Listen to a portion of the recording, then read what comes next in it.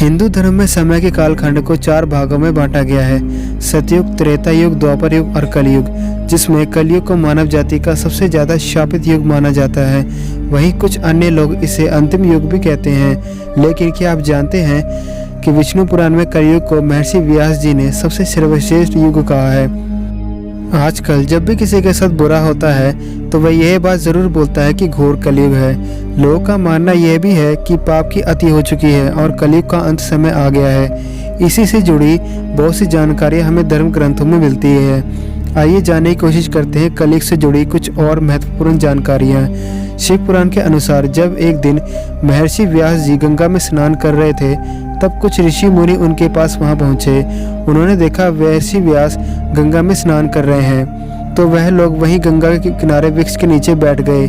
कुछ समय बाद जब महर्षि व्यास जी ध्यान लगाकर खड़े हुए तो कहने लगे, युगों में सबसे सर्वश्रेष्ठ युग कलयुग है। यह कहकर महर्षि व्यास जी फिर से ध्यान में लग गए। महर्षि व्यास जी के मुंह से ये बातें सुनकर वहां पेड़ के नीचे बैठे ऋषि मुनि आश्चर्यचकित हो गए। वह कहने लगे, व्यास जी ऐसा क्यों कह रहे हैं? क्योंकि उन्होंने सुना था कि युगों में कलयुग सबसे शापित युग है। फिर जब महर्षि व्यास गंगा स्नान करके बाहर निकले तो ऋषि मुनि व्यास जी से पूछने लगे कि आपने कहा कलयुग सबसे सर्वश्रेष्ठ युग है। आप जैसे महर्षि कुछ यूं ही नहीं कह सकते। हम इस विषय को समझना चाहते हैं। मुनियों के इस प्रकार पूछने पर महर्षि व्यास जी ने हंसते हुए जवाब दिया और कहा, हे ऋषि मुनि, जो फल सतयुग में 10 वर्ष तपस्या, ब्रह्मचारी और जप आदि करने से मिलता है, उसे मनुष्य त्रेता युग में 1 वर्ष में, द्वापर युग में 1 मास में और कलयुग में केवल 1 दिन में प्राप्त कर लेता है। इसी कारण मैंने कलयुग को सबसे सर्वश्रेष्ठ युग कहा है।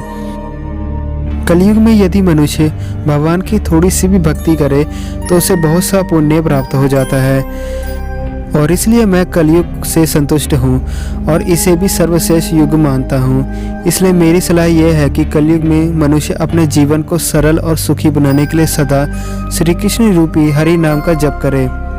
तो दोस्तों, ये थी हमारी आज की वीडियो।